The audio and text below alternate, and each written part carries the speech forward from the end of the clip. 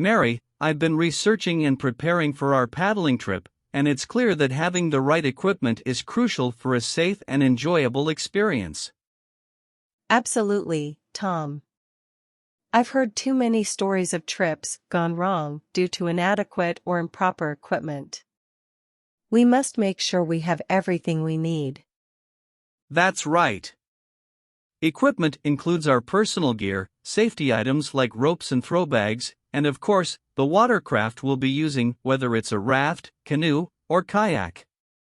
It all depends on the difficulty of the water, the time of year, and the location of the river. I agree. Regardless of the specifics, one thing that should always be with us is a life jacket. It's essential for everyone's safety. And if we're using decked boats like kayaks, we should also wear helmets. Exactly. Safety should be our top priority. It's better to be prepared and not face any equipment failures while we're on the river. We want to focus on paddling, not worrying about our gear.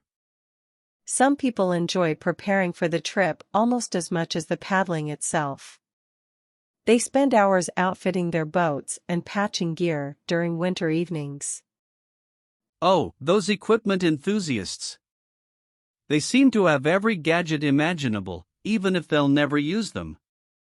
Then there are those who wait until the last minute, like buying a new roll of duct tape, only to realize they forgot something important or broke their paddle last fall.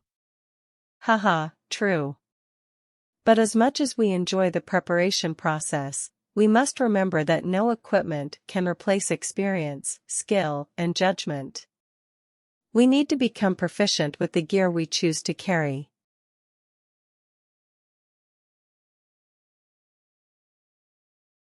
Mary, let's talk about some other important gear we should have for our river adventure.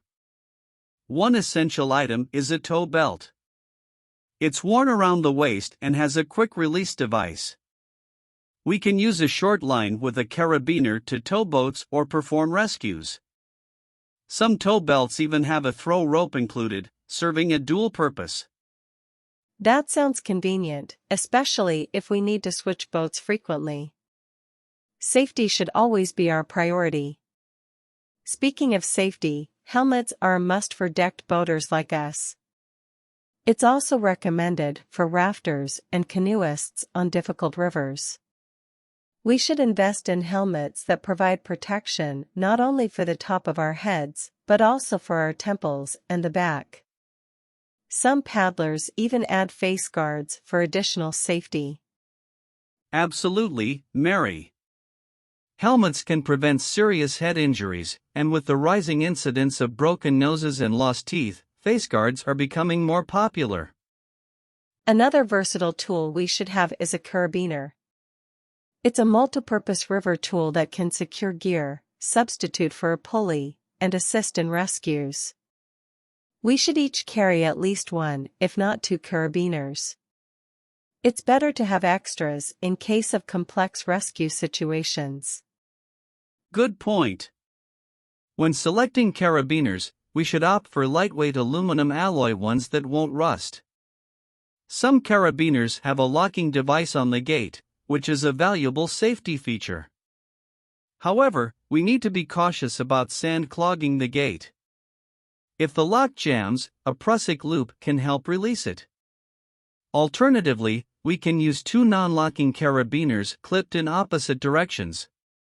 D-shaped carabiners are usually stronger, but for paddlers, a large oval-shaped locking carabiner is often the best choice. It's versatile and can also be used for belaying with a munter hitch. However, we need to be careful about wearing carabiners on our life jackets, as they can pose a risk if we flip over in a decked boat and get caught between us and a rock. Absolutely, safety first. Pulleys are another useful piece of equipment. They reduce friction and provide greater pulling power for mechanical hull systems like Z-drags. Look for pulleys with sealed bearings and sturdy construction. The size and number of pulleys depend on our boat's cargo capacity and the diameter of the rope we plan to use. That's right, Tom. As a general rule, choose a pulley with a diameter at least 4 times that of the rope. Kayakers using smaller ropes can get by with micro pulleys, while rafters with larger ropes might need rescue pulleys. It's important to carry the appropriate size based on our needs. Lastly, there are a couple of noteworthy innovations. One is the prusik minding pulley, designed to prevent jamming when working with a Z-drag. Some manufacturers offer compact models suitable for kayakers. The other innovation is a nylon roller that can be clipped onto a carabiner, turning it into a makeshift pulley. Those innovations sound interesting. We should consider them based on our specific requirements. Let's make sure we have all the necessary gear and understand how to use it properly.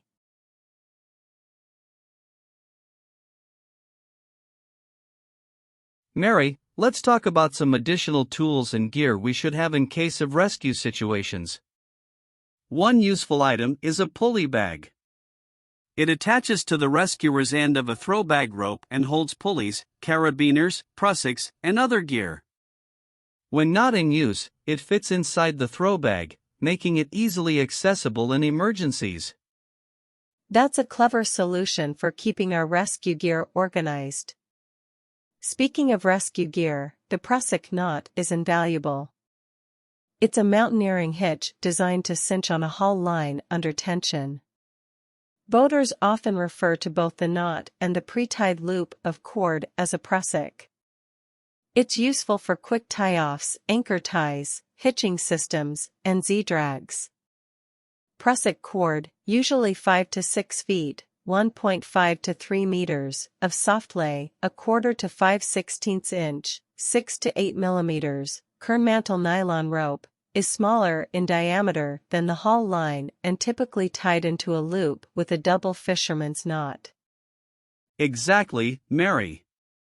Prusik cords need to be sized based on the diameter of the rope. Outfitters catering to rock climbers usually have the appropriate type of line. Some rescue teams use prusiks in pairs, with 2 unequal length prusiks, which increases holding power and provides a backup if one fails. Another essential item is webbing and slings. Webbing is stronger than cord and works well for anchors and sit harnesses. Soft flat or tubular nylon webbing can be used as a substitute for prusik loops, and 1 inch, 25 millimeters, climbing webbing can be made into slings. The climb heist knot is ideal for cinching slings on a rope for hauling. Absolutely, Mary. Having the right tools can make a significant difference in rescue situations. Another helpful tool is a paddle hook. Originally designed for the steep rivers of the Alps, paddle hooks come in various designs and sizes. They clamp to the edge of the paddle and can be clipped to a haul line. Paddle hooks can be used to secure the paddle to a boat's attachment points or with oars in a pins and clips rig. Safety should always be a priority, and that includes having a knife. Recreational paddlers should have one, while river professionals consider it essential. A reliable knife can cut through boats, ropes, or even free someone trapped in a hazardous situation. It's important to choose a sturdy knife with a non-rusting blade, a non-slip grip, and a positive locking sheath that can be operated with one hand. Folding knives with locking blades are popular, although they can be challenging to open with one hand.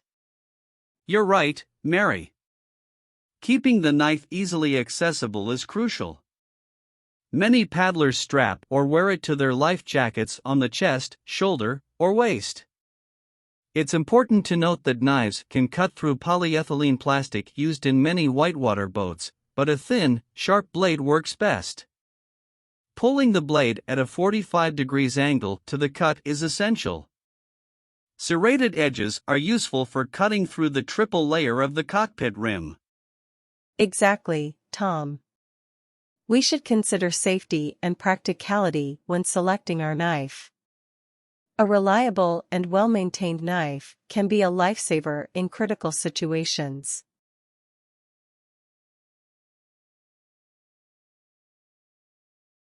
Mary, let's talk about some other important gear we should have in case of emergencies. One useful item to have is a lightweight folding saw. It can easily cut through a boat or a strainer and comes in handy for various purposes, including camping. There are several lightweight saw options available. That's a practical tool to have, Tom. Another item that every paddler needs is a loud and reliable whistle. It should be heard over the roar of the water and can be useful if someone gets lost while walking.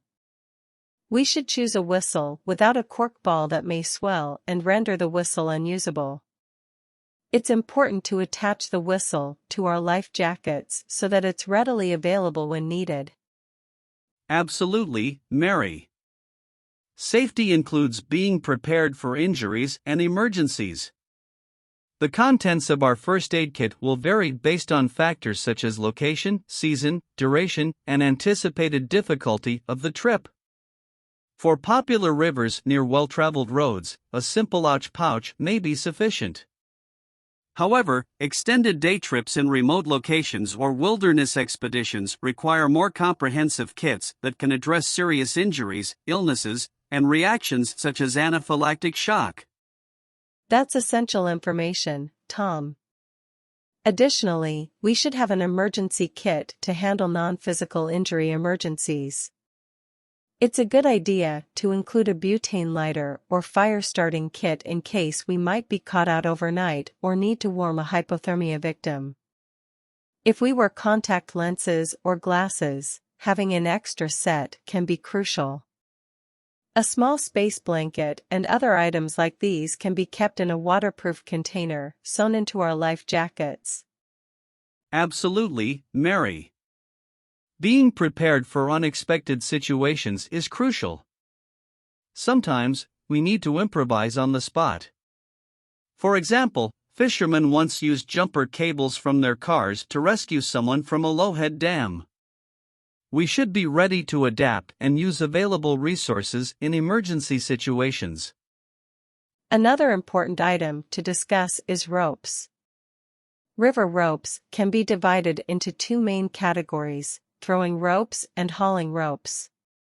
Throwing ropes should float, not absorb water, and be easily handled. For most purposes, a simple 3/8 inch, 9.5 mm, braided polypropylene rope will suffice. However, for hauling and lifeline purposes, we need a high-quality, low-stretch Kernmantle nylon rope with a diameter of 7/16 to half an inch, 11 to 13 mm. You're right, Mary. The quality and strength of the rope are crucial when it comes to hauling and lifelines.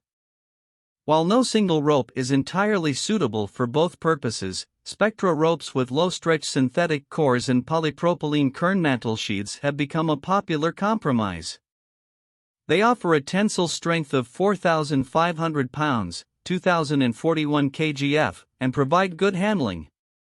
However, they are more expensive and do not float as well as all polypropylene ropes. We shouldn't forget the importance of throw bags. They are the primary tool for throwing rescues, and every paddler should consider carrying one. Throw bags typically contain 50 to 70 feet, 15 to 21 m of 3/8 inch, 9.5 mm, braided polypropylene rope with a tensile strength ranging from 1,700 to 2,000 pounds, 771 to 907 kgf. They can be easily stowed in the boat and quickly deployed when needed. Absolutely, Mary. Throw bags come in various styles and lengths, with some designed for compactness and ease of throwing. However, it's important to ensure that the rope diameter is sufficient for strength and comfortable handling. Rope smaller than 3/8 inch, 9.5 mm, can be weak and hard on the hands. Lastly, outfitters and wilderness rafters on difficult rivers should consider carrying a pin kit to help free pinned boats. This kit typically includes a low-stretch nylon Kernmantle rope, large locking carabiners, rescue pulleys, pressix, and anchor slings made of tubular nylon webbing. With a pin kit, we'll be equipped to handle technical rescues such as Telfer lowers and Tyroleans. That's an important addition, Mary. Having the right gear and tools can make a significant difference in emergency situations. We should ensure we have the necessary equipment and knowledge to handle various rescue scenarios.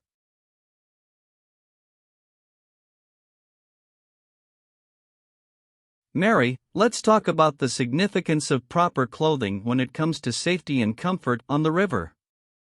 The objective is to maintain our core body temperature, especially in cold and wet conditions. We need to protect critical areas, such as the trunk and head, from heat loss. Absolutely, Tom. When paddling on the river, we're constantly exposed to water and its chilling effects. We can experience heat loss through wind chill hypothermia when the water evaporates in the wind, or acute immersion hypothermia when our bodies are immersed in cold water. To combat this, we should dress with the assumption that we may end up in the water, either due to a swim or during a rescue. It's always better to overdress and be prepared. You're right, Mary. The outer layer of clothing serves as our first defense against the chilling effect of the wind. We should wear a paddling jacket and pants made of coated fabric to keep spray and waves off our bare skin. It's important to choose a loose fit to allow for layering underneath. Layering is crucial, Tom. Under the outer layer, we need an insulating layer that provides warmth. Excellent insulators include wool, nylon, and synthetic materials like polypropylene pile or knits. In milder conditions, we can even wear these insulating layers alone. Following the layering principle used in mountaineering, it's better to have 2 or 3 thin layers rather than one thick layer. We should avoid wearing cotton clothing altogether as it doesn't keep us warm when wet. That's correct, Mary. Although the new synthetic materials are excellent, some paddlers advocate eliminating wetsuits and dry suits entirely. However, that can be a serious mistake, especially for beginners. Synthetic materials and wool won't protect us when we're immersed in water. Woven fabrics allow water to flow through, causing rapid heat loss to the body. It's an acceptable risk for experts, but for those of us still learning and expecting to swim, we need to consider wetsuits and dry suits. Wetsuits can serve as both the insulating layer and the outer layer, Tom. Originally designed for skin divers, they are made of neoprene and work by allowing a small amount of water between the skin and the neoprene. This thin layer of water gets warmed by the body and acts as an insulator. When fitted properly, the warm water stays against the skin even when we're in the water. Neoprene also acts as a shield against waves and spray. However, wetsuits have some disadvantages, Mary. They can be stiff, constricting to the active paddler, and somewhat uncomfortable. Plumbing arrangements can be tedious, especially for men, and challenging for women. Layering with wetsuits can also be difficult, although newer, thinner, and more flexible wetsuits developed for surfing have improved in this aspect. That's true, Tom. Another game-changer in cold weather paddling is the dry suit. It revolutionized the industry when introduced in the mid-1980s. Worn over normal insulating clothing, a full dry suit has tight-fitting latex rubber seals at the wrists, ankles, and neck to seal out water. By keeping the body dry and minimizing heat loss, it offers excellent protection. However, heat buildup can sometimes be a problem. Many river runners opt for a dry top that can be used alone or in combination with a Farmer John-style wetsuit. Dry suits are expensive and require proper maintenance, as the latex seals can tear or wear out, and the waterproof zippers can sometimes jam. Dressing appropriately for the river is crucial, Mary. It ensures our safety and comfort, allowing us to enjoy our paddling experience while minimizing the risk of hypothermia. We should invest in high-quality gear that suits our needs and provides adequate protection against the elements.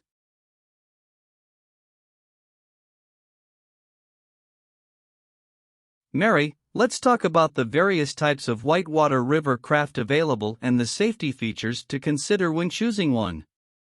There are three main categories: rafts, open canoes, and decked boats. Each has its own advantages and safety considerations.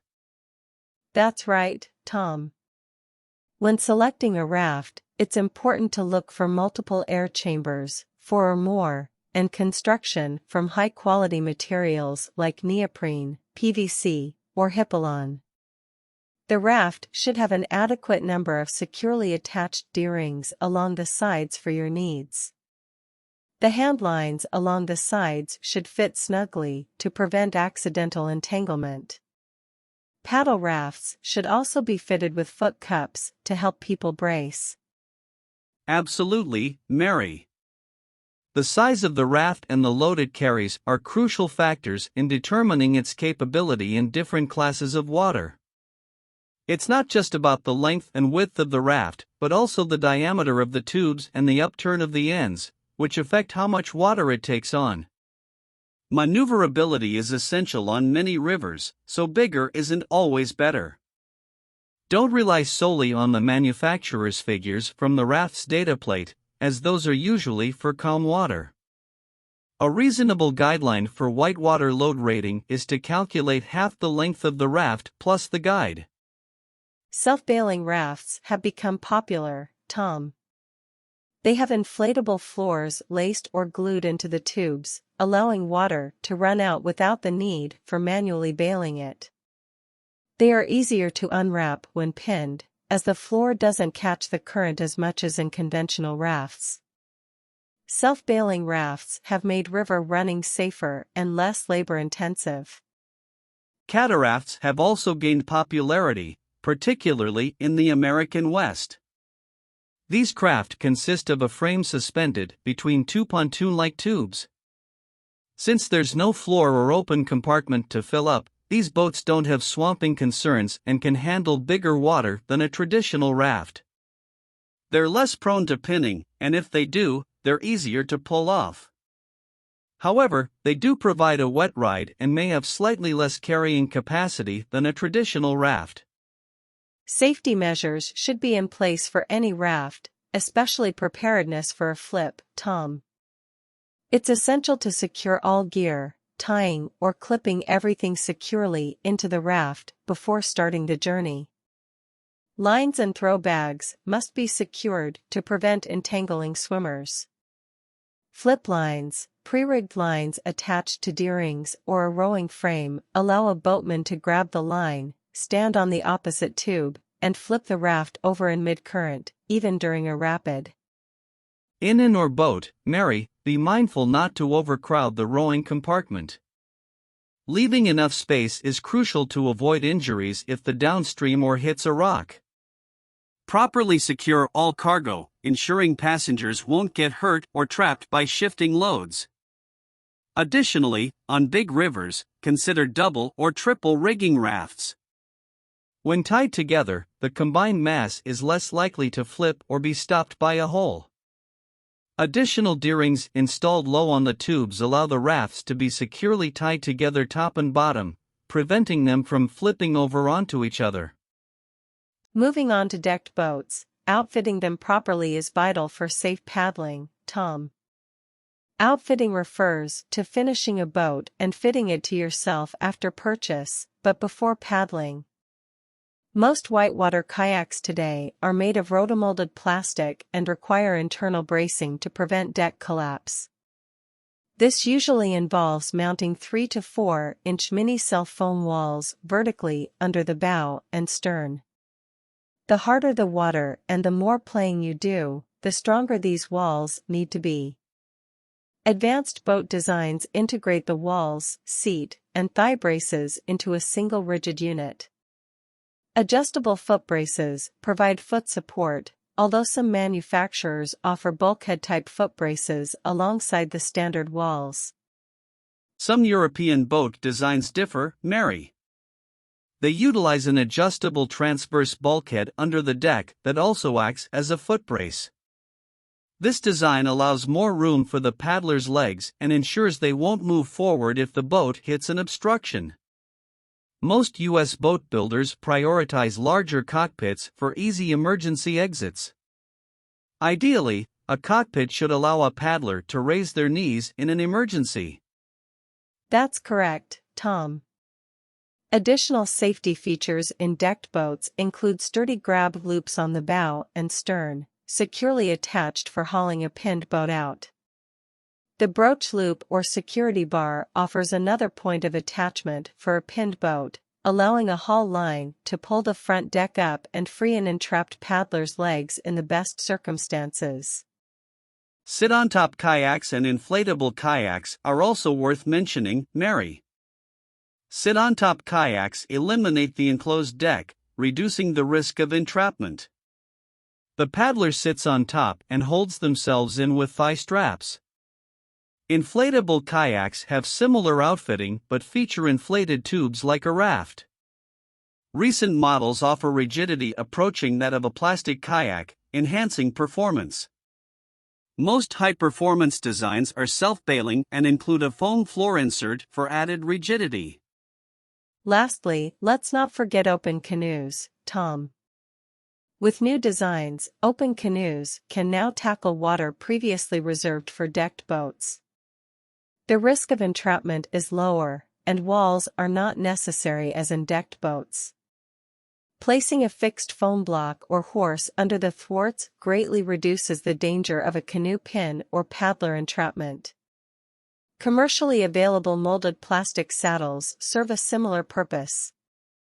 Airbags displace water, making the boat take on less water and facilitating swimming to shore. However, they don't provide structural strength in the event of a pin, so securely affixing airbags is crucial. Absolutely, Mary. Thigh straps or braces can be installed in canoes to improve control over the boat.